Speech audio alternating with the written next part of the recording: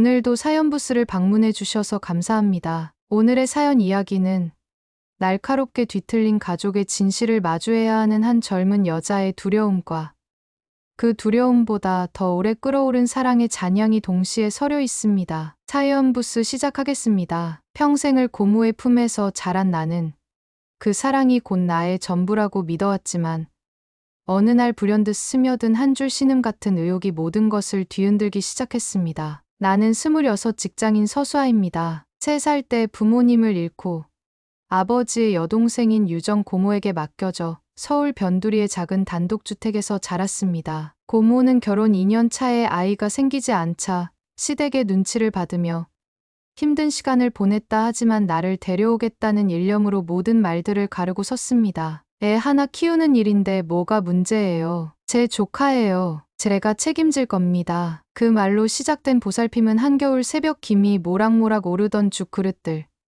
늦여름 해질녘 귓바퀴를 간지리던 매미 소리 속 간식 떡꼬치 냄새, 그리고 중학교 입학식 날 빨개진 눈으로 내 이름을 부르던 목소리까지 셀 수 없이 많은 기억의 결로 남아 제 삶을 지탱해 왔습니다. 그러나 언제부턴가 고모부 도연 삼촌의 눈빛이 어딘가 불안하게 흔들리는 모습을 자주 보게 됐습니다. 재작년 내 졸업식 선물로 백팩을 고르러 갔던 백화점 매대 앞, 삼촌은 깔끔하게 포장된 가방을 고모에게 건네며 수아가 이런 색 좋아했었지 라고 중얼거렸는데 그때 고모는 눈길을 피하며 짧게 그렇지 하고 말을 흐렸습니다. 별일 아니라고 넘겼지만 머릿속 어딘가에 잔혹한 가시에 찔린 듯한 찜찜함이 남아 떠나지 않았습니다. 지난달 삼촌은 돌연 지방 건설 현장 장기 공사를 맡았다며 짐을 싸서 내려갔습니다. 고모는 몸이 편찮으신 시어머니 댁도 근천이 잘된 일이라 했지만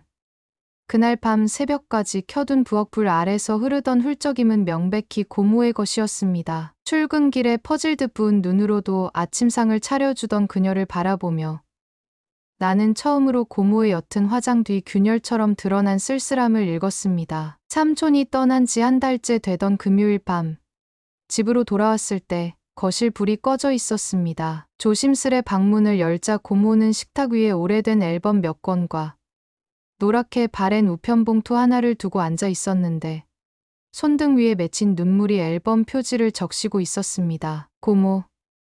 불러보기도 전에 그녀는 봉투를 내밀었습니다. 수아야, 내가 언젠가는 봐야 할 것 같아서 떨리는 손끝을 받아 봉투를 열자 희미하게 푸른 감광지를 끼운 흑백 사진이 여러 장 나왔고 그중 한 장에는 갓난아기를 안고 웃는 젊은 여인과 그녀 곁에 서서 손등으로 얼굴을 가린 남자가 찍혀 있었습니다. 여인은 돌아가신 어머니와 똑같은 눈매였지만 옆에 있던 남자의 모습은 분명 지금의 삼촌이었습니다. 순간 심장이 몹시 요동쳤습니다. 저 사람 삼촌이죠. 묻자 고모는 고개를 끄덕이고는 처음 듣는 낮은 음성으로 말을 이어갔습니다. 내 엄마 혜진이는 친구였어. 대학 시절부터 붙어 다녔지. 그런데 어느 봄날 내 엄마가 취중에 내게 털어놨다. 유정아, 나 도연 선배 아이를 가져버렸어. 그런데 약혼 날짜가 잡혔는데 어떡하지? 라고 고모의 손이 앨범을 짚으며 미세하게 떨릴 때 내 호흡도 잦아졌습니다. 그녀는 마른 침을 삼키며 말했다. 혜진이는 결국 그 임신을 비밀로 한 채 내 친부라 알려진 남자분과 결혼했어. 도연 오빠도 묻어두기로 했고 그렇게 내가 태어났는데 교통사고가 모든 걸 끝냈어. 그때 난 결혼해서 아이가 안 생기는 걸 알았고 오빠랑 나는 죄책감으로 서로에게 매달렸지. 그러다 내 소식을 듣고 나 혼자라도 키워야겠다고 결심했어. 짧은 순간이었지만 살아온 날들의 배경음이 몽땅 꺼져버린 듯한 적막이 귀를 때렸습니다. 나는 말없이 손등으로 눈물을 훔쳤습니다. 고모의 목소리는 곧 가늘어졌습니다. 미안해. 수아야, 나 때문에. 그리고 우리 모두의 어리석음 때문에 내가 진실을 늦게 알게 됐어. 하지만 내가 내 삶의 이유였던 건 거짓이 아니야. 그 순간 고모가 오롯이 손끝으로 내 뺨을 닿을 듯 말 듯 어루만졌고 나는 그 따스함 속에서 싸늘이 붕뜬 나 자신을 애써 붙잡았습니다. 그러나 안간힘으로 삼켜둔 질문이 끝내 터져 나왔습니다. 그럼 삼촌은 왜 떠난 거예요? 고모는 초점을 잃은 눈으로 허공을 바라보다 낮게 속삭였습니다. 내가 커갈수록 자기 죄를 감당할 자신이 없어졌대. 그리고 나도 그 사람을 용서할 용기가 없었어. 썩은 사과처럼 달디단 겉껍질 속에 숨겨졌던 진실이 터져 나온 밤. 나는 내가 딛고 서 있던 바닥이 모래알처럼 흩어지는 기분을 느꼈습니다. 하지만 동시에 그 모래알을 움켜쥐고라도 고모를 붙잡아야 할까? 아니면 떠나야 할까? 갈피를 잡지 못한 채 새벽이 밝아오도록 방 한가운데 앉아 있었고 창문 틈 비집고 들어온 첫 햇살이 내 얼굴을 비출 때까지 단 한숨도 자지 못했습니다. 그렇게 나의 가족 서사는 오래전 묵혀둔 죄책감과 사랑이 뒤엉켜 다시 피비린내 나는 종이 조각으로 갈라지고 있었습니다. 그러나 이것은 아직 시작일 뿐이었습니다. 나는 고모부가 남긴 편지를 읽어야 했고 그 속에 숨겨진 더 깊은 갈등의 씨앗과 마주해야 했습니다. 그리고 그 진실이 내게 어떤 선택을 강요할지 모르는 채 나는 새벽녘 떨리는 손으로 봉투를 열었습니다. 편지 봉투를 열자 구겨진 회색 종이 2장이 나왔고 잉크가 번져 드문드문 비어있는 글귀들이 불온하게 몸을 떨었다. 수아야, 내가 이 편지를 읽을 때쯤 나는 내 곁에 없을 거다. 나는 평생을 도망쳤고 이제야 대가를 치르려 한다. 첫 줄을 읽는 순간 심장이 떨려 구토가 치밀었다. 두 번째 줄부터는 더 가혹했다. 너를 처음 본 날, 아기 냄새보다 진하게 코를 파고들던 죄책감이 아직도 지워지지 않는다. 내 엄마를 사랑했다. 하지만 나는 친구를 배신했고 그 뒤에 또 하나의 죄를 쌓았다. 내 엄마를 보내고도 너를 지켜주지 못했다. 아니, 지킬 용기가 없었다. 유정이 널 품겠다고 했을 때 안도와 공포가 함께 뒤섞였다. 나는 내 앞에 설 자격이 없었다. 글씨는 거칠게 찍힌 도장처럼 멈칫멈칫 끊어졌다. 이어졌다를 반복했다. 지금이라도 너를 위해 할 수 있는 일은 떠나는 것뿐이다. 내 존재가 사라져야 내가 진짜 자신을 찾을 수 있을 거라 믿고 싶다. 이기적인 위안이겠지만 유정이를 원망하지 마라. 그녀는 내 죄를 함께 짊어진 사람이다. 부디 너만은 자유로워지길. 편지는 거기서 끝났고 마지막 여백에는 번진 잉크 방울이 점점이 흩어져 있었다. 손이 붉게 떨렸다. 나는 편지를 접어 책상 모서리에 내려놓고 멍하니 허공을 바라봤다. 눈꺼풀 안쪽에서 뜨거운 피가 맴도는 듯 어지러질했다. 고모부, 아니 나의 친부가 되어버린 사람은 죄책감을 이유로 나를 버리고 있었다. 고모는 그 죄책감을 품은 채 평생을 살아왔고 그 안에서 나는 사랑이라고 믿어왔던 보호 속에 자라났다. 이제 보호막이 사라진 자리엔 거칠게 벗겨진 진실만 남아 살갗을 찢고 있었다. 밤새 편지를 수십 번 읽었다. 새벽 2시를 넘기자 새떼가 먼동을 깨우려는 듯 소리 없이 날아올랐다. 그 순간 불현듯 자유로워지길이라는 마지막 문장이 가슴을 후벼 팠다. 자유라니, 나는 뿌리가 뽑힌 나무처럼 어디에도 설 수가 없는데. 눈물이 솟구쳤다. 그러나 울음 대신 내뱉은 건 낮은 분노의 숨이었다. 떠나면 모든 것이 해결된다고 믿은 듯한 글귀가 야속했고 죄를 모두 짊어지고도 묵묵히 나를 길러낸 고모 역시 용서할 수 없었다. 해가 떠오르기 전 고모방 문틈에서 희미한 불빛이 새어나왔다. 노크도 없이 문을 밀자 고모는 책상에 앉아 서류 라벨을 정리하고 있었다. 와닿지도 않는 일상적 자세가 한순간 눈앞을 흐렸다. 이걸로 끝날 수 없어요. 내 목소리는 갈라졌고 고모는 놀라서 고개를 들었다. 수아야, 편지 읽었구나. 나는 땅을 차는 듯한 심정으로 물었다. 삼촌이 떠난 이유 고모가 말렸어야 했잖아요. 고모의 얼굴에 스멀스멀 번지던 슬픔이 조용히 귓가를 찢었다. 미안해, 그 사람을 더 붙잡았으면 좋았을까. 그녀는 거의 속삭이듯 말했다. 나는 비틀거리며 벽에 기대었다. 적어도 진실을 같이 마주했어야죠. 이렇게 도망가 버리면 남는 사람들은 어떻게 하라고요. 고모는 한참 숨을 고르고는 떨리는 손으로 내 손목을 잡았다. 도연 오빠는 늘 너에게 다가서지 못했어. 내가 커갈수록 더 그랬지. 하지만 떠날 거라고는 나도 예상 못했어. 나는 손목을 빼지 않았다. 대신 숨을 몰아쉬며 말했다. 이제 어떻게 하죠? 고모도, 나도, 삼촌도 다 무너졌어요. 고모의 눈빛이 처음으로 흔들렸다. 무너지지 않게 할 거야. 내가 널 위해 할 수 있는 일은 그거야. 그날 아침 나는 회사를 향해 발을 옮기다 도중에 걸음을 멈췄다. 사무실의 분주한 키보드 소리, 커피향, 팀장님의 잔소리가 가늠도 되지 않았다. 되돌아섰다. 고모부 아니, 아버지를 찾아야 했다. 그가 지금 어디에서 어떤 얼굴로 숨고 있는지 직접 마주하고 물어야 했다. 왜 끝까지 책임지지 않았는지. 나는 그가 머물렀다는 지방 도시의 건설 현장 주소를 회사 인사팀에서 어렵사리 찾아냈다. 주말 새벽 첫 기차를 예매하면서 발끝까지 떨렸다. 고모는 말렸다. 그 사람은 너를 만날 준비가 안 됐을 거야. 하지만 나는 고개를 저었다. 나도 준비 안 됐어요. 그래도 가야 해요. 고모의 눈가에는 오래 꺼지지 않을 눈물이 머물렀다. 그러면 나도 같이 갈게.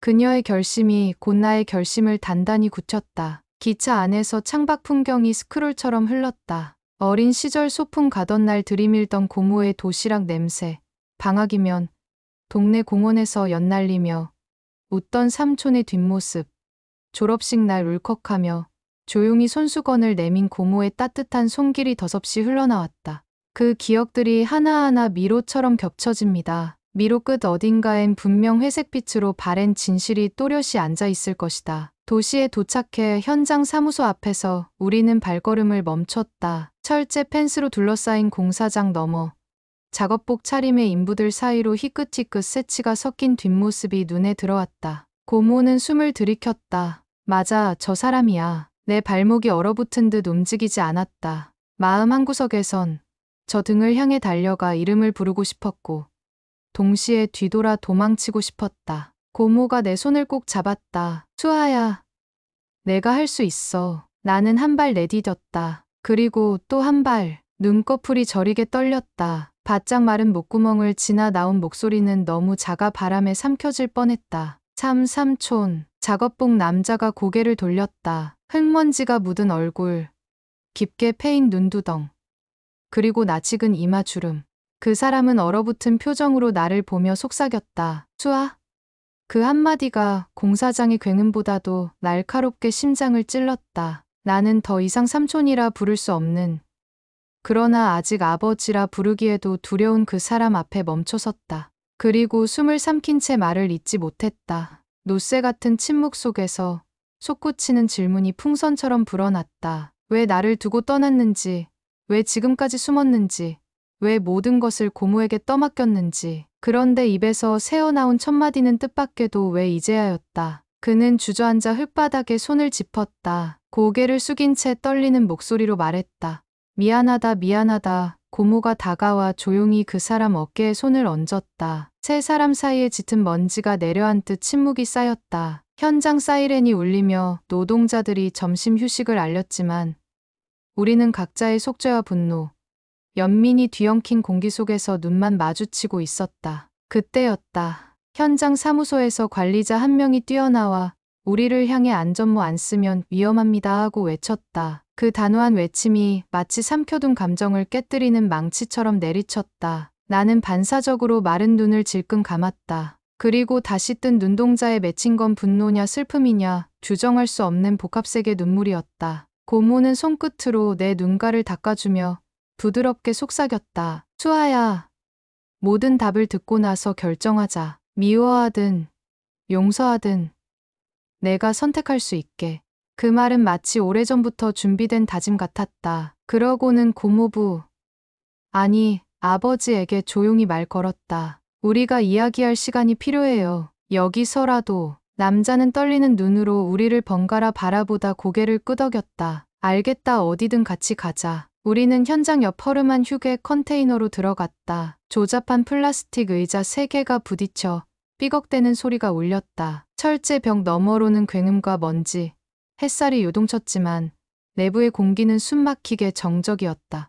나는 두 손을 맞잡아 무릎에 올리고 낮게 말했다. 모두 사실대로 들려주세요. 숨기지 말고. 고모가 숨을 들이켜 자세를 고쳐 앉았다. 남자는 말없이 한참을 고개 숙이고 있다가 깊은 주름새를 따라 파고드는 눈물을 애써 삼키며 입을 열었다. 너희 둘에게 이제라도 전부 말할 기회를 줘서 고맙다. 이 순간 서로의 깊은 상처를 들춰낼 준비가 끝난 듯했다. 진실이라는 수술대 위에 세 사람 모두 올랐다. 이제 외면도 회피도 없는 본격적인 응급 개복이 시작될 참이었다. 그가 천천히 과거를 꺼내기 시작하면서 나는 한 문장 한 문장을 칼날처럼 받아내야 했다. 들을수록 피가 식고 심장이 조여왔지만 돌아갈 길은 없었다. 혜진이와 내가 그리고 유정이 내 고모가 얽힌 건 단순한 실수라고 말할 수 없을 만큼 깊었어. 첫 마디부터 자신을 겨눈 고백이 방 안을 가득 채웠다. 그리고 나는 알아차렸다. 이 고백의 끝에는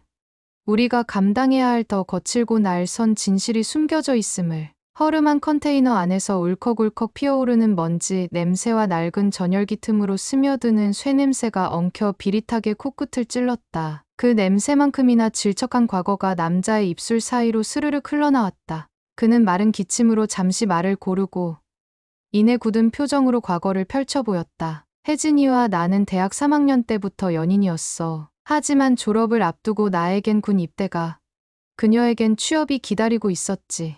헤어지자는 말도 못한 채 서로 바삐 흘러갔고 복학 후 다시 만났을 땐 혜진이가 이미 다른 사람과 약혼 준비를 하고 있더라. 그 사람 내가 아버지라 믿었던 분이야. 말을 잇던 그의 눈두덩이 파르르 떨렸다. 나는 쓸쓸함과 배신감에 술을 마셨고 혜진이도 부담해서 도망치고 싶었는지 나를 찾아왔다. 그날 밤 실수라고 부를 수 없는 실수를 저질렀다. 고모는 손가락을 꽉 맞잡아 관절이 하얗게 질렸다. 그리고 넌 책임 대신 침묵을 택했지. 그녀의 속삭임은 칼끝처럼 날카로웠다. 남자는 고개를 숙였다. 맞아. 나는 두려웠어. 혜진이가 약혼을 깨고 오지 않을 거라는 것도, 나보다 안정된 삶을 택할 거라는 것도 알았거든. 그런데 그녀는 임신 사실을 숨긴 채 예정대로 결혼했고 나는 모른 척했다. 그러다 아이가 태어났다는 소식을 듣고서야 비로소 직면했지만 이미 늦었다. 목소리가 점점 가늘어졌다. 교통사고 뉴스가 라디오에서 흘러나오던 날 나는 현장에서 주저앉아 울었다. 차마 장례식장엔 가지 못했지만 뒤늦게라도 내 곁을 지켜야겠다고 결심했지. 그러나 내게는 유정이가 있었고 유정이는 아이를 가질 수 없다는 첩진한 검사 결과로 무너지고 있던 때라 나와 유정이는 서로의 상처를 안고 결혼을 선택했어. 그때 나타난 내 존재는 우리에게 죄의 확증이었고 동시에 기회였지. 고모는 파르르 떨며 나를 바라봤다. 내가 사고 소식을 듣고 곧장 장례식장으로 달려갔어. 관 속에 누운 혜진이를 보며 울부짖다가 장례 뒤에야 너를 보게 됐지. 그 작은 손을 잡는 순간 내 안에서 무슨 기계가 이 아이를 지켜라라고 명령하는 소리가 울렸어. 나는 그렇게 결정을 내렸고 도연 오빠도 따랐어. 하지만 도연 오빠는 내게 아버지라 불릴 자격이 없다며 늘 한 발 물러섰지. 그녀가 턱끝을 떨며 덧붙였다. 나는 언젠가 내가 진실을 알게 되면 나를 탓할 거라 각오했어. 그래도 널 놓을 수 없었어. 나는 머릿속이 뿌옇게 흐려졌다. 허리를 접은 채 숨을 몰아쉬며 묻고 싶었다. 그럼 나는 태어나서는 안 될 존재였나요? 그러나 차마 입 밖에 내지 못했다. 대신 조용히 숨을 들이켰다. 이제라도 우리가 감당해야 할 게 뭔지 말해주세요. 남자는 심호흡을 하고 고개를 들었다. 혜진이 친정 쪽에서 최근에 연락이 왔다. 너의 법적 부가 유산 분할 없이 재산을 정리하려다 소송이 붙었는데 혈연검사 서류가 필요하다고 하더라. 그 과정에서 내 이름이 떠올랐고 결국 내가 친부일 가능성을 누군가 알아챈 모양이야. 그래서 떠났다. 내가 상처받을까 두려웠어. 벼락처럼 몰려오는 현실적 파장이 내 귓가를 웅웅 울리게 했다. 단순히 가족 간 비밀이 아니었다. 법적 문제, 재산 분쟁, 친권 주장, 그리고 세상에 드러날 스캔들, 인부들의 함성 소리, 굴착기 굉음이 컨테이너 벽을 울리며 현실로 나를 끌어당겼다. 나는 잠시 눈을 감았다 뜨며 턱을 올렸다. 그래서 도망친 건가요? 모든 걸 덮을 수 있을 거라 생각하고. 그는 한숨처럼 짙은 쉰소리를 토해냈다. 도피였어. 하지만 널 만나니 알겠다. 더 이상 피할 곳이 없어. 고모는 조용히 말했다. 당신이 다시 도망치면 이번엔 내가 절대 용서하지 않을 거야. 그 말에 그는 울컥 목을 매며 고개를 끄덕였다. 나 역시 차갑게 입술을 다물었다. 이제 방법을 찾을 거예요. 숨지 않고. 하지만 먼저 저와 고모, 그리고 당신 사이에서 관계를 정립해야 해요. 이 말을 내뱉으며 나는 내내 숨겨둔 분노와 상실감, 그리고 아직 정체를 알 수 없는 연민을 동시에 꾹꾹 삼켜야 했다. 그날 저녁 늦게 우리는 근처 허름한 여관의 방을 잡았다. 세 사람은 같은 공간에 머물 수 없어. 남자 아버지는 좁은 싱글방을 잡고 고모와 나는 작은 트윌룸을 나누었다. 여관 천장 조명은 낮은 와트 전구라 방 전체가 누렇게 침잠해 있었다. 고모가 침대 가장자리에 앉아 물을 마시며 조용히 입을 열었다. 수아야, 내일 첫 차로 서울 올라가자. 변호사를 만나고 정확한 상황을 파악해야 해. 나는 이불 위에 웅크려 귓가 머리카락을 비볐다. 고모 아니, 이제 뭐라고 불러야 할지 모르겠어요. 고모는 손을 뻗어 내 어깨를 감싸 안으며 조용히 말했다. 내가 불편하면 이름을 부르렴. 그래도 난 변함없이 내 편이야. 그 말은 따스했으나 동시에 날카로웠다. 가슴에 깊이 박혀있던 사랑이라는 이름의 껍데기가 모래처럼 부서지는 소리가 들리는 듯했다. 밤이 깊어지자 창문 밖 가로등 불빛이 희미하게 벽지를 훑었다. 나는 침대에 엎드려 파도치는 숨결 속에서 문자 메시지 창을 열어두었다. 진실을 안 뒤에도 나를 사랑할 수 있을까? 나는 한 줄을 써놓고 보낼 주소가 없어 그대로 지웠다. 고모는 잠들지 못하고 천장을 바라보고 있었다. 이윽고 그녀가 낮은 목소리로 물었다. 수아야, 나를 버리고 싶니? 질문은 가늘었지만 울림은 컸다. 나는 베개에 얼굴을 묻은 채 겨우 대답했다. 버리고 싶진 않아요. 하지만 나도 몰라요. 다음 날 새벽 첫 기차에 몸을 실었다. 아침 안개가 논과 강을 가르며 흘러가는 동안 우리는 마치 장례식장에 가던 그날처럼 검은 옷차림이었다. 서울역에 도착하자 핸드폰이 진동했다. 모르는 번호였다. 전화를 받자 차분하지만 단단한 여성 목소리가 들렸다. 혹시 서수아 씨 맞으신가요? 저는 고구 윤혜진 씨 친정 쪽에서 연락드리는 김현정 변호사입니다. 나는 숨을 고르고 네, 맞습니다라고 답했다. 그녀는 느린 속도로 말을 이었다. 유산 관련해 서류 검토 중 DNA 검사가 필요하다는 의견이 나왔습니다. 가능한 빠른 시간에 뵙고 싶습니다. 통화를 끊고 나니 손끝이 차갑게 떨렸다. 고모가 물었다. 누구니? 나는 짧게 상황을 설명했다. 고모의 얼굴이 창백해졌다. 점심 무렵 우리는 변호사 사무실로 향했다. 유리창 너머 세련된 복도의 끝에서 김 변호사가 반기며 서류 봉투를 내밀었다. 이건 서수아 씨의 친부 가능성이 제기된 도연 씨, 그리고 법적 부였던 권세우 씨의 유전자 정보 표본 확보 요청서입니다. 수아 씨가 동의한다면 검체를 채취하겠습니다. 나는 서류 위에 시선을 고정했다. 잉크 냄새가 어지럽게 퍼졌다. 고모가 조용히 내 손을 잡았다. 결정은 내가 해. 나는 복잡한 눈빛으로 고모를 바라보다 힘겹게 고개를 끄덕였다. 검사하겠습니다. 체열이 끝난 뒤 창백해진 팔에 반창고를 붙이며 나는 깨달았다. 피 한 방울이 이제껏 믿어온 모든 것을 단숨에 정의하고 법적 효력을 낳는다. 이미 가족이라는 이름이 갈갈이 찢겼지만 이 결과는 그 파편들을 더욱 날카롭게 만든다. 문득 공포가 목을 죄었다. 고모는 내 등을 토닥이며 속삭였다. 결과가 어떻게 나오든 내 목숨처럼 널 지킬 거야. 언젠가 들었던 같은 문장, 같은 약속이었지만 이제 그 말은 과거보다 더 복합적인 의미를 품고 내게 와 닿았다. 검사가 완료된 날 밤, 우리는 남자의 잠자리로 찾아갔다. 그는 여전히 여관방의 흐린 전등 아래 앉아 낡은 수첩에 무언가를 적고 있었다. 고개를 든 그의 눈엔 안도인지 체념인지 모를 먹먹함이 어려 있었다. 나는 봉투를 그의 앞에 두고 말했다. 검사했어요. 결과 나오면 당신도 알아야 하니까. 그는 천천히 봉투를 만지작거리며 떨리는 목소리로 말했다. 고맙다 이렇게까지 해줘서. 고모가 담담히 말했다. 우린 숨지 않아. 대신 당신도 이번엔 우리 곁을 떠나지 마.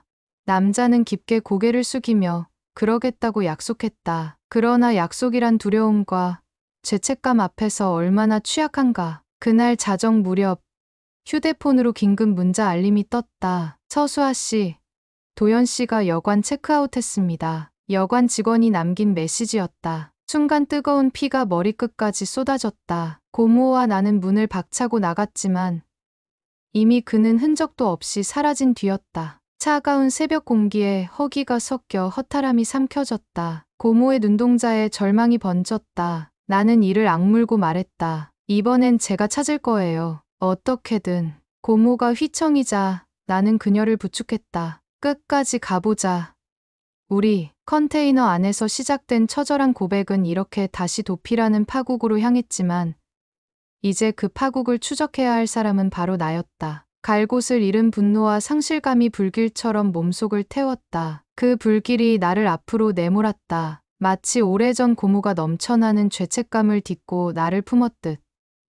이번엔 내가 광야 같은 진실 속으로 발을 내딛어야 했다. 그리고 결정적으로 이 여정은 사랑과 용서, 그리고 무너진 가족이 재구성될지 혹은 완전히 파괴될지를 가를 분수령이 될 터였다. 새벽 2시, 고모부가 사라진 여관 앞 좁은 골목은 가로등조차 꺼진 채 비에 젖어 있었고 나와 고모는 비를 맞으며 허탈하게 서 있었다. 처음엔 분노가 심장을 파고들었지만 이내 서늘한 물비늘이 옷깃 사이로 스며들자 몸보다 마음이 먼저 떨렸다. 고모는 젖은 머리칼을 뒤로 쓸어 넘기며 나지막이 말했다. 또 도망쳤네. 그 한마디에 나는 입술을 깨물었고 피 맛이 희미하게 혀끝을 스쳤다. 눈물이 쏟아질 것 같았지만 기어이 삼켰다.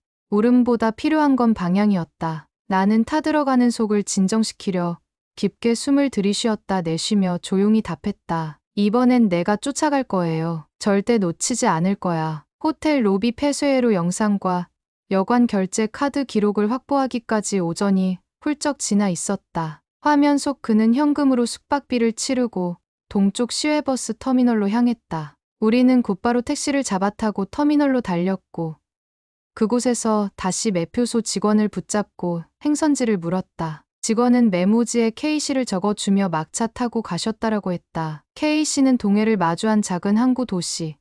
그가 젊은 시절 공사 현장 막바지에 머물렀던 곳이었다. 그날 오후 고모와 나는 낡은 세단을 빌려 장거리 국도를 달렸다. 흩뿌리던 비는 지나갔지만 노을빛이 차창을 붉게 물들였다. 라디오에서 흘러나오는 트로트 선율이 달궈진 공기 사이를 맴돌다가 사라졌다. 고모가 앞을 응시한 채 조용히 말했다. 도연 오빠가 마지막으로 행복해 보였던 때가 그 항구 공사였어. 현장 숙소 옥상에서 노을을 자주 찍어 보냈거든. 그녀의 목소리엔 자책과 그리움이 겹겹이 배어 있었다. 나는 스티어링 휠을 꽉 움켜쥐며 속도를 조금 더 올렸다. 분노가 아닌 이해하려는 마음이 내 안에서 조용히 고개를 들고 있었다. 어쩌면 스스로의 상처를 들춰내야만 성장할 수 있다는 진실을 직감했기 때문일지도 몰랐다. K시에 도착한 건 밤 11시가 넘어서였다. 항구 주변은 해풍에 발행 간판 네온이 희미하게 깜빡였고 멀리 파도 부딪히는 소리가 쉰 숨결처럼 들렸다. 우리는 항구 근처 월세 방을 구하고 새벽녘까지 어부들과 야근 선원들을 상대로 그 남자의 행적을 수소문했다. 정어창 냄새를 풍기던 선원 하나가 고모부의 인상착의를 기억해냈다. 어제 아침 부두 끝 벤치에서 바다를 오래 바라보더니 반쯤 무너진 횟집 뒤편 길로 사라지더라고. 그 말은 곧 우리를 폐허 같은 뒷골목으로 이끌었다. 허물어진 콘크리트 벽 사이로 떠밀리듯 걷던 중 고모가 갑자기 발을 멈추었다. 조용한 바닷바람 속에서 낮은 흐느낌이 들렸다. 전봇대 그림자 뒤 구겨진 작업복 차림 남자가 양 무릎을 세우고 앉아 있었다. 빛바랜 헬멧이 옆에 굴러 있었고 손바닥엔 조개 껍데기가 가득했다. 그는 우리가 다가서는 기척에 흠친 몸을 떨었고 달빛 아래 고개를 들었을 때 얼굴이 몇 해 늙은 듯했다. 나는 눈앞이 흐릿해졌다. 되찾은 분노 대신 끝없는 연민이 밀려왔다. 숨이 막히는 정적을 깨고 고모가 먼저 다가가 앉았다. 또 도망치면 우리 모두 끝이야. 그녀의 음성은 떨렸지만 단호했다. 남자는 어깨를 흔들며 입술을 움직였다. 무서웠어. 너희 두 사람 다 잃을까봐. 나는 한 걸음 다가가 앉으며 조용히 말했다. 이미 잃었어요. 이제는 같이 찾아야 해요. 말을 마친 순간 알 수 없는 감정이 몰려와 눈시울이 따끔거렸다. 그토록 증오했던 존재 앞에서 나는 그를 이토록 이해하고 싶어 했다. 우리는 서둘러 그를 숙소로 데려와 그의 옷을 갈아입히고 따뜻한 국을 끓였다. 찰나마다 감정이 솟구쳤다. 가라앉는 물결 위에서 나는 처음으로 그를 이름으로 불렀다. 도연 씨, 내 얘길 들어주세요. 이름을 부르는 순간 심장이 쿵 내려앉았다. 삼촌도 아니고 아버지도 아닌 도저히 규정할 수 없었던 존재를 이제는 한 인간으로 바라보고 있었다. 그리고 그 인간에게는 내가 아직 전하지 못한 질문이 있었다. 왜 편지에서 자유라고 했어요? 제게 자유를 선택할 권리는 제가 가져야 하는 거잖아요. 그는 손등으로 입술을 가리며 조용히 대답했다. 그래서 돌아가려고 했어. 널 위한 선택이라는 착각을 깨달았거든. 그 말에 고모가 눈을 감고 길게 한숨을 내쉬었다. 날이 밝아오자 항구 하늘은 김 빠진 회색처럼 탁했다. 우리는 작은 민박집 식탁에 둘러앉아 DNA 결과가 나올 때까지의 계획을 세웠다. 변호사가 보낸 새 메일에는 유산 소송이 공식 접수됐다는 공문이 첨부돼 있었다. 법적 절차는 돌이킬 수 없었다. 그러나 그보다 시급한 건 세 사람의 관계를 정리하는 일이었다. 이 부분에서 고모가 입을 열었다. 수아야, 우리 각자 갈 길을 먼저 찾자. 너는 내 삶을, 나는 내 죄를, 도연 오빠는 책임을. 나는 고개를 저었다. 아니요. 따로가 아니라 함께 가야 해요. 그래야 다시 설 수 있어요. 말하면서도 속으로는 두려웠다. 하지만 지금 달아나면 우리는 영원히 서로의 그림자로 남을 뿐이었다. 그날 오후 나는 고모와 단둘이 항구 방파제 끝을 걸었다. 비릿한 바람이 머리칼을 휘날렸다. 고모가 조심스레 물었다. 나를 엄마라 부를 수 있겠니? 나는 미묘한 웃음을 지어 보였다. 엄마란 단어가 아직은 너무 멀어요. 하지만 고모라는 단어가 모자라다고 느낄 때가 오면 그때 다시 부를게요. 고모의 눈가에 눈물이 맺혔지만 얼굴엔 오히려 안도의 미소가 떠올랐다. 그녀는 소매로 눈물을 훔치며 말했다. 내가 그날을 기다려준다면 난 내 몫의 잘못을 고치며 기다릴게. 바람이 파도 위를 스쳐갔고 갈매기 울음이 멀리서 들렸다. 그 소리에 마음이 묘하게 편안해졌다. 밤이 깊어 숙소로 돌아오니 도연 씨아버지는 낡은 수첩에 무언가를 또박또박 적고 있었다. 나는 옆에 앉아 살짝 들여다보았다. 잔뜩 구겨진 페이지 위에는 짧은 문장들이 반복되고 있었다. 나는 사랑받을 자격이 없다. 하지만 그럼에도 사랑하고 싶다. 그의 글씨로부터 전해지는 절박함에 목이 맸다.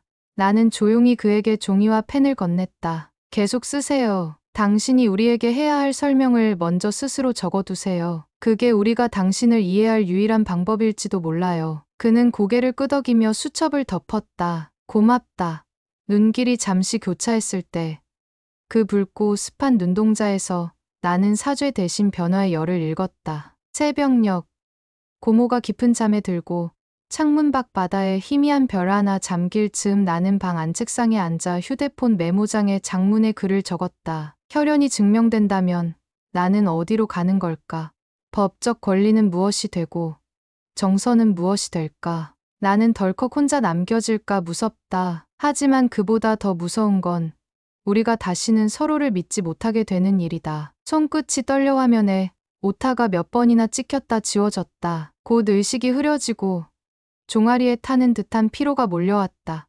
나는 잠시 눈을 붙였지만 꿈에서도 파도와 어린 시절 잔디밭 냄새가 뒤엉켜 엉킨 매듭처럼 나타났다 사라졌다. 아침 5시 알람이 울리기도 전에 눈이 떠졌다. 고모는 거실에서 조용히 기도하듯 손을 맞잡고 앉아 있었고 도연 씨는 창가에 기대 바다를 바라보고 있었다. 동틀 무렵 바다는 새벽 안개를 밀어내듯 은빛 물결을 일으켰다. 그 장면이 너무도 평화로웠기에 어쩌면 우리 모두가 이 평화를 위해 싸워야 한다는 생각이 들었다. 나는 두 사람 사이에 서서 작게 말했다. 오늘부터 우리 싸우는 대신 책임지는 연습을 해요. 말이 끝나자 셋 사이에 조용한 약속이 흐르는 듯했다. 가는 숨결 위에 얹힌 약속이지만 그래서 더 소중하게 다뤄야 했다. 그날 저녁 변호사에게서 전화가 왔다. DNA 1차 결과가 나왔는데 기기 오류로 재검이 필요하다는 통보였다.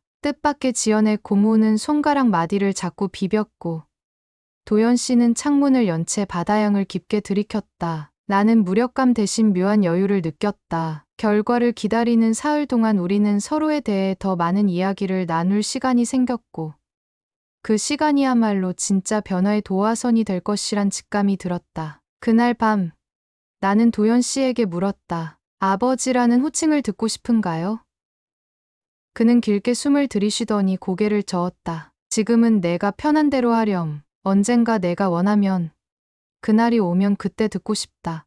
그 대답은 한때 내가 갈구했던 확답이 아니었지만 역설적으로 가장 따뜻한 답이었다. 사흘째 되는 날 검사 결과를 받으러 세 사람은 함께 시청 건물 내 공의학 연구소를 찾았다. 결과 봉투가 내 손에 전달되는 순간 손끝에 한기가 돌았다. 봉투를 뜯는 작은 소리조차 심장을 찢는 듯했다. 고모와 도연 씨의 숨소리가 귀에 박혔지만 나는 집중했다. 종이를 펼치자 첫 줄에 굵은 글씨가 적혀 있었다. 확률 99.998% 친자관계 일치. 순간 무릎에서 힘이 풀렸다. 그러나 예상했던 충격만큼 극도의 공포가 밀려오진 않았다. 대신 기이하게도 짙은 고요가 내 안에 번졌다. 이것이야말로 회피할 수 없는 진실임을 받아들이자 오히려 마음 깊은 곳에서 미묘한 평형감이 자리 잡았다. 검사실을 나와 햇살이 비치는 계단을 내려갈 때 도연 씨가 넘어질 뻔해 나도 모르게 그의 팔을 붙잡았다. 우리의 그림자가 계단 위에 엇갈려 길게 겹쳐졌다. 그는 쉰 목소리로 말했다. 고맙다.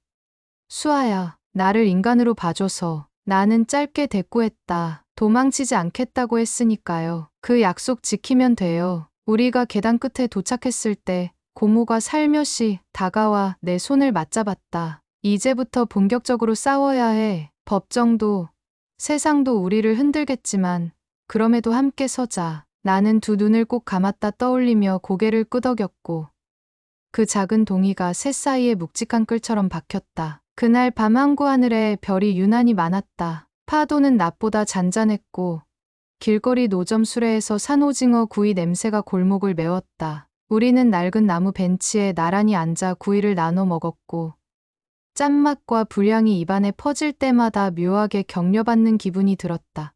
도연 씨는 처음으로 웃으며 말했다. 이렇게 앉아있으니 마치 예전 혜진이랑 셋이 산책하던 장면이 떠오른다. 그때 혜진이가 말끝을 흐린 그를 보며 나는 손등을 살짝 얹었다. 얘기해 주세요. 어머니 이야기도 듣고 싶어요. 고모 역시 부드럽게 미소 지었다. 바람이 이불처럼 세 사람을 감싸고 지나갔다. 스스로에게 건네는 첫 용서가 막 시작되는 듯했다. 감정의 껍질이 하나씩 벗겨질수록 그 속엔 우연이 아닌 선택으로 엮인 우리의 관계가 다시 숨을 쉬었다. 폭풍 뒤 고요가 아니라 고요 속 저 깊은 곳에서부터 출렁이는 새로운 파도가 일어나고 있었다. 우리는 아직 용서도 화해도 완성하지 못했다. 하지만 그 방향으로 나아갈 이유가 생겼다. 서울로 돌아온 뒤 우리는 항구에서 함께 지낸 사흘 사이 묘하게 굳어진 연대를 실감했다. 긴 여로를 마치고 도착한 집 앞에서는 한동안 비워둔 탓에 현관 손잡이까지 차갑게 식어 있었다. 나는 잠깐 열쇠를 돌리다 손끝을 멈추고 고모와 이제는 나보다 먼저 들어서려는 도연 씨를 번갈아 바라보았다. 그제야 세 사람 사이에 말로 다 전하지 못한 감정이 뭉텅뭉텅 매달려 있음을 느꼈다. 현관문이 열리자 익숙한 집 냄새가 우리를 맞았고 거실 창으로 비치는 오후 해는 먼지 떠다니는 공기를 비스듬히 물들였다. 나는 가만히 신발부터 벗어두고 중얼거렸다. 집이군요. 그 말에 고모가 살짝 미소 지었고 도연 씨 역시 작게 숨을 내쉬었다. 짐을 내려놓자마자 우리는 각자의 방으로 흩어지지 않았다. 거실 가운데에 삼각형 모양으로 앉아 있었고 아무도 휴대폰을 들여다보지 않았다. 무거운 침묵 한 겹 위에 먼저 말을 건 것은 고모였다. 그녀는 테이블 위에 놓인 종이봉투를 꺼냈다. 그 안에는 오래전부터 모아둔 통장 사본과 서류들이 빼곡히 들어있었다. 그녀가 말했다. 수아야, 이건 내 앞으로 모아둔 적금과 보험이야. 그동안 내가 내 이름으로만 적립해둔 거라 이자까지 전부 내 것이지. 그러면서 처연한 미소로 덧붙였다. 사실은 내가 대학을 졸업할 때 주려고 했는데 타이밍을 놓쳤어. 그래도 지금이 맞을 것 같아. 나는 서류에 손도 대지 않은 채 고개를 저었다. 필요 없어요. 제 미래는 제 손으로 마련할게요. 대신 고모가 제게 해준 마음은 제가 꼭 갚을 거예요. 그러자 고모의 눈이 불시에 젖었다. 그녀가 조용히 수첩을 꺼냈다. 표지에 손글씨로 서수아 양육일지라고 적혀 있었다. 하루하루 키워가며 느낀 이야기를 빽빽하게 적어놓은 기록이었다. 종이를 넘길 때마다 묘하게 달큰한 화장품 냄새, 한때 내가 쓰러져 열을 앓던 밤이 식은 땀 냄새, 새학기 교복 섬유 연재 향 같은 과거의 공기가 불쑥 피어올랐다. 아득하면서도 실제했던 시간들이 빛바랜 펜 자국 사이를 헤엄쳤다. 도연 씨는 한참 그 기록을 바라보다 갑자기 허리를 숙여 고모를 향해 깊이 고개를 조아렸다. 유정아, 진작에 이렇게 말했어야 했는데 너는 내 죄까지 받아들였어. 그 대가가 얼마나 컸는지 이제야 알 것 같아. 그의 목소리는 갈라졌고 고모는 고개를 저으며 자조 섞인 웃음을 흘렸다. 나는 혜진이를 배신했고 너도 날 배신했고 우리 셋은 모두 누군가를 배신했지만 그래도 수아를 사랑한 것만큼은 진심이었잖아. 그래서 여기까지 온 거지. 이 말에 내 심장이 천천히 찢어졌다가 봉합되는 것처럼 뻐근해졌다. 나는 고모의 손을 덥석 잡았다. 고모, 제발 자신을 너무 탓하지 말아요. 제가 받은 사랑은 어떤 가시보다도 컸으니까. 고모는 숨을 삼키며 내 손을 감쌌다. 우리는 곧바로 변호사 사무실로 향했다. DNA 결과가 제출되면서 유산 분할 소송은 전면 재검토에 들어갔고 친정 외가 쪽에서도 뒤늦게 이 사안을 사실 확인 단계로 돌린 상태였다. 김 변호사는 침착하게 설명했다. 수아 씨의 친부가 도연 씨로 확정된 이상 기존 상속 동의서는 무효화됩니다. 그러나 고인의 법적 배우자인 권세우 씨 법적 부명의의 보험금과 상속 재산은 또 다른 절차가 필요합니다. 분쟁을 최대한 줄이려면 세 분 모두가 협의안을 준비하셔야 합니다. 고모가 물었다. 우리가 우선 할 일은 뭔가요? 김 변호사는 손가락을 들어 조목조목 정리했다. 수아 씨의 정당한 지분을 인정받되 소송이 장기화되지 않도록 친정 쪽과 감정적 방법이 아닌 합리적 선택을 해야 합니다. 즉 불필요한 원한을 키우기보다 모두가 상처를 최소화하는 테이블을 마련하셔야 해요. 그리고 그것이 가능하려면 도연 씨와 수아 씨가 공동으로 입장을 발표하는 편이 좋습니다. 변호사의 말은 냉정했지만 올곧았다. 사무실을 나와 복도를 걸을 때 양옆에 복사기 소음이 웅웅 울렸다. 그 속에서 도연 씨가 입을 열었다. 내가 원하는 방식으로 하자. 금전이 목적이라면 최대한 확보해 줄 거야. 말투는 결심에 차 있었지만 나는 손을 내저었다. 돈은 두 번째예요. 당장 누구를 벌주기 위한 절차도 아니고요. 저는 먼저 제 삶의 주도권을 되찾고 싶어요. 그리고 그 과정을 가족으로서 함께 지나가고 싶어요. 그의 어깨가 천천히 내려앉았다. 그래, 같이 가자. 그 순간 오래된 문이 살짝 열린 듯 공기가 달라졌다. 집으로 돌아온 저녁, 우리는 작은 거실 테이블 위에 하얀 종이를 펼치고 세 사람이 각각 목표와 바람을 쓰기로 했다. 감정적으로 서로를 공격하지 않을 것, 법적 절차를 회피하지 않을 것, 책임을 미루지 않을 것, 세 조항이 공통으로 적혔다. 나는 거기에 한 줄을 덧붙였다. 우리가 진정 원하는 것은 원망 없는 내일. 그래서 누구도 뒤돌아올 필요 없는 밤. 문장을 읽은 고모가 조용히 박수를 쳤고 도연 씨는 펜을 내려놓으며 짙은 숨을 토했다. 우리는 그 종이를 집 안가장 눈에 잘 띄는 냉장고 문의 자석으로 붙였다. 그렇게 희미하지만 단단한 계약서가 완성된 셈이었다. 며칠 뒤 첫 재판 기일이 잡혔다. 법정으로 가기 전날 밤 나는 어머니 묘소를 찾았다. 고모와 도연 씨도 함께였다. 낡은 산비탈 묘비 앞에 서자 매미 울음이 사라지고 산새 소리만 바람 사이로 스쳤다. 풀잎 사이로 옅게 내리는 먼지빛 햇살이 묘비를 어루만졌다. 우리는 셋이 나란히 절을 올렸다. 머리를 조아린 순간 돌이켜보니 한 번도 제대로 말해본 적 없는 인사가 가슴에서 비집고 올라왔다. 엄마, 나 수아예요. 이제야 진실을 마주했어요. 아프지만 견딜게요. 사랑받은 만큼 사랑하는 사람으로 살게요. 눈물이 고였지만 나는 묘비를 향해 미소를 지었다. 도연 씨가 굵은 목소리로 읊조렸다. 혜진아, 내가 잘못했어. 하지만 너와 나의 잘못을 넘어 이제 수아가 새로운 길을 가도록 지킬게. 고모 역시 두 손을 모은 채 말했다. 미안해. 그리고 고맙다. 내가 떠난 자리에서 내가 수아를 품을 수 있게 해줘서. 바람이 가볍게 삼사람의 어깨를 스치자 마치 어머니가 고개를 끄덕이는 듯했다. 묘소를 내려오는 길, 들꽃 냄새가 몹시 따뜻했다. 법정은 싸늘한 형광등 아래 양측 변호사와 친척들의 귓속말이 뒤엉켜 다소 소란스러웠지만 법관의 망치 소리가 울리자 모두 숨을 죽였다. 나는 증인석에 앉아 조곤조곤 진술했다. 과거를 낱낱이 진술하는 일은 지독히 쓰라렸지만 그것이야말로 나를 과거로부터 떼어놓는 침례처럼 느껴졌다. 고모도 담담하게 증언대에 섰고 마침내 도연 씨 아버지가 서자 방청석 일부 친척이 작게 웅성거렸다. 그는 고개를 들고 굵은 목소리로 말했다. 저는 배우자도 아니고 법적 보호자도 아니었습니다. 다만 피로 맺어진 아버지로서 책임을 피한 죄를 안고 살아왔습니다. 그 책임을 다하기 위해 지금 이 자리에 섰습니다. 한동안 법정 안엔 아무 기침 소리도 들리지 않았다. 판사는 짧은 페이퍼를 넘겨보며 고개를 끄덕였다. 재판은 2차 기일을 남기고 1시간 만에 정회됐다. 결과가 확정되기 전이라도 친정 친척 측 변호인이 화해 권고안을 제시하겠다고 말했다. 복도에서 우리는 반원 형태로 모여섰다. 상대 측 대표로 나선 고모 외삼촌이 굳은 얼굴로 나를 바라보다 이내 한숨을 내쉬었다. 수아야, 우리도 혜진이를 사랑했어. 일이 이렇게 된 게 어른들 과오 때문인 줄 안다. 내가 원한다면 이 일 더 끌지 말자. 예상치 못한 화해 제스처였다. 나는 고개를 숙여 감사 인사를 전했다. 마음 한구석 무거운 돌이 조금 가벼워지는 듯했다. 고모가 내 등을 다독였다. 잘했어.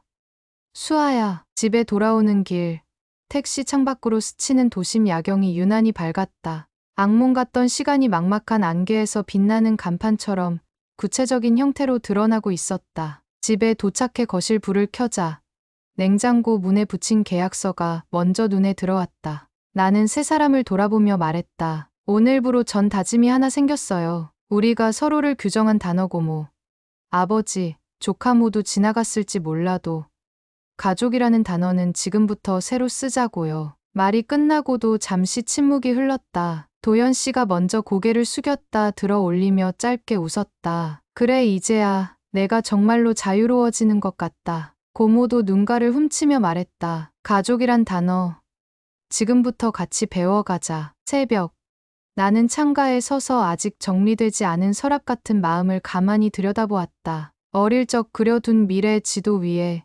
누군가 몰래 덧칠해 놓은 낯선 길들이 뒤늦게 드러난 기분이었다. 그러나 놀랍게도 공포보다 설렘이 더 컸다. 나는 나지막이 중얼거렸다. 이제부터 진짜 내가 시작된다. 내 안에서 오래도록 부유하던 미움과 슬픔의 잔설이 녹으며 새로운 물줄기를 만들었다. 물줄기는 눈에 보이지 않았지만 분명히 흐르고 있었고 방 안 공기가 달라졌다. 고모가 내 뒤에서 말없이 모포를 걸쳐 주었다. 나는 돌아보지 않고 속삭였다. 고마워요. 그리고 사랑해요. 그녀가 내 어깨를 감싸며 대답했다.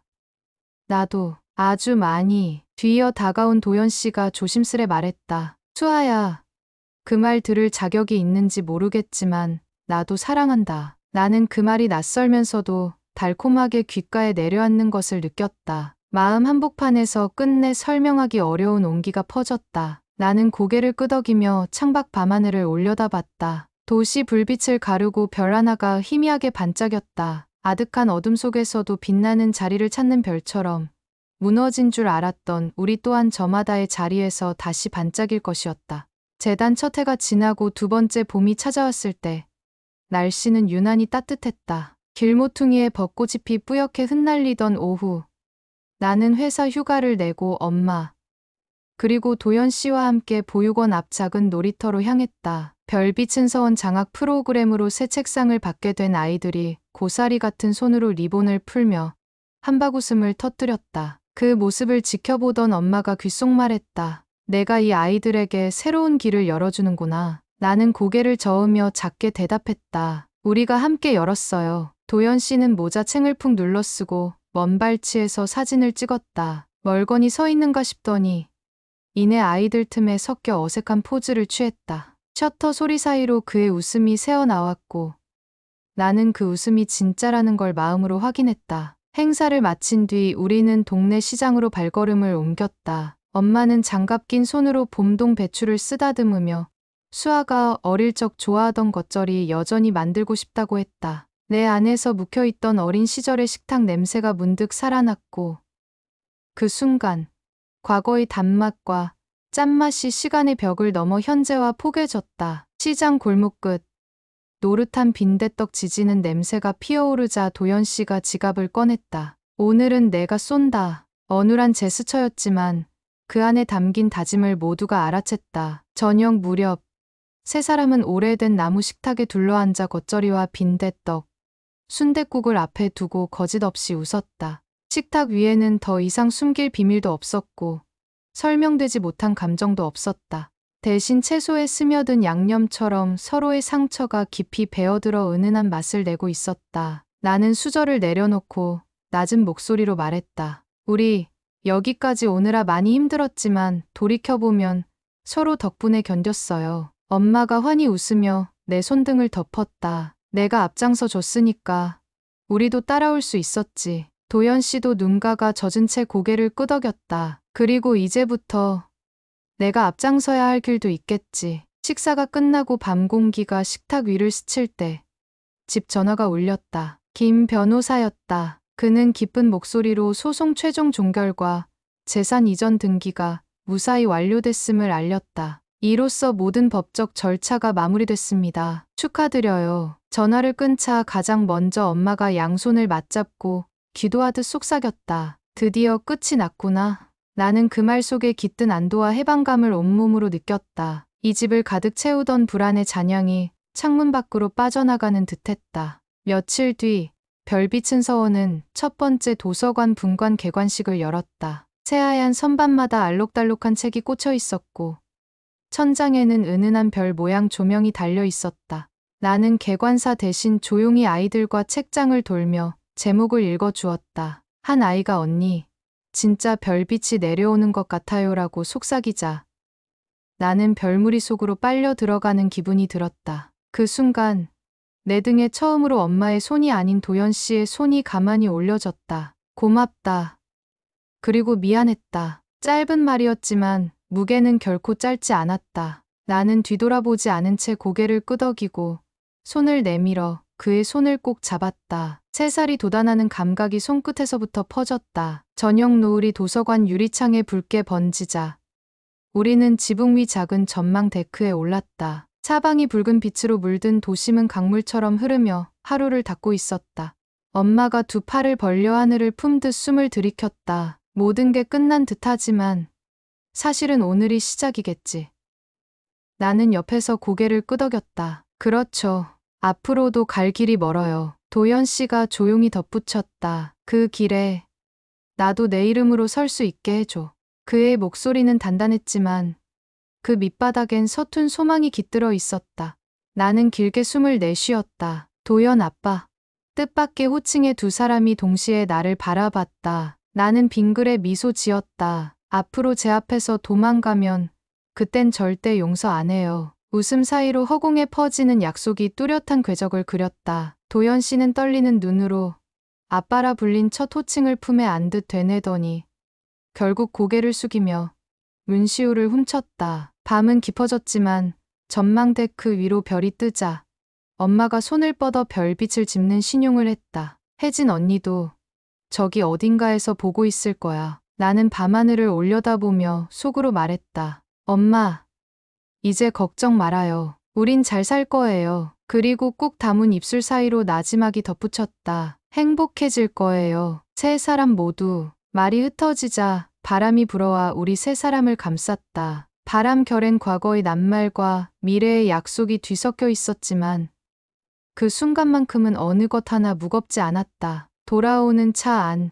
졸음이 몰려오면서도 나는 창밖에 시선을 두었다. 가로등 불빛이 차창에 하나둘 흘러가고 환히 빛나는 재단 로고가 저 멀리 멈춰 있었다. 마음속에 쌓아 올린 담장이 서서히 허물어지고 그 자리에 새벽 이슬처럼 투명한 평화가 고였다. 집 근처에 다다르자 엄마가 조용히 물었다. 오늘이 끝이라면 내일은 어떤 문을 열고 싶어? 나는 잠결에도 확신하듯 대답했다. 내일은 그냥 평범하면 좋겠어요. 우리가 함께 아침을 먹고 각자 일터에 가고 저녁엔 별빛 도서관 산책하는 그런 하루. 그 말에 엄마도 조심스레 핸들을 쥔 아빠도 잔잔히 웃었다. 집 앞에 도착해 차문을 닫는 순간 나는 처음으로 숨을 크게 들이켰다. 공기 속에 더 이상 가려운 먼지가 없었다. 담담한 밤 공기가 체온을 감싸 안았고 나는 그 안에서 내 심장 소리를 들었다. 빠르지만 고르다. 흔들리지만 쓰러지지 않는다. 그 리듬은 누군가의 판단도 지난날의 과오도 아닌 오롯한 나의 리듬이었다. 부드럽게 열리는 현관문 안. 세 사람의 발소리가 겹쳐졌다. 나는 불을 켜며 속삭였다. 어서 오세요. 우리 집이에요. 그리고 마음속으로 어쩌면 이 글을 듣게 될 또 다른 누군가에게도 조용한 목소리로 말을 걸었다. 가족이라는 이름이 어느 날 갑자기 무너지더라도 사랑이라는 이름은 예상보다 끈질기게 살아남는다고. 언젠가 당신이 그 사랑을 발견하길 바란다고. 연두빛 새벽이 창문 너머로 밀려오면 우리는 국을 데우고 김이 모락모락 오르는 밥을 나눠 먹을 것이다. 웃으며 토닥이는 동안 부끄럽게도 또 실수하고 또 상처 입겠지만 그럼에도 서로를 붙잡으며 앞으로 걸어갈 것이다. 정직한 사랑은 한 번 늦어질 뿐 절대 사라지지 않는다는 사실을 우리가 지금 증명하고 있으니까. 그렇게 우리의 긴 이야기는 끝에서 새로 시작된다. 가여운 비밀이 사랑으로 흡수되고 소중한 과거가 미래의 연료가 된 어느 봄밤, 우리가 숨을 나누며 붙잡은 손끝엔 여전히 미세하게 떨리는 맥박이 뛰고 있었다. 그 작지만 단단한 맥이 앞으로도 우리를 살아있게 해줄 것이다. 그리고 언젠가 아주 먼 훗날, 그 맥이 멈추는 날이 오더라도 오늘 밤하늘을 장식한 별빛은 우리 이야기를 기억해 줄 것이다. 눈물과 용서, 그리고 새벽의 별빛까지 함께 건너온 오늘, 이 이야기가 당신 마음 한켠에도 잔잔한 온기로 남길 바랍니다. 다시 만날 때까지 스스로의 가족과 사랑을 다독이며 따뜻한 밤 되길 바랍니다. 우리가 놓친 말들이 당신의 오늘을 위로하고 또 다른 내일을 열어준다면 그걸로 충분합니다. 시청해 주셔서 감사합니다. 지금까지 사연부스였습니다.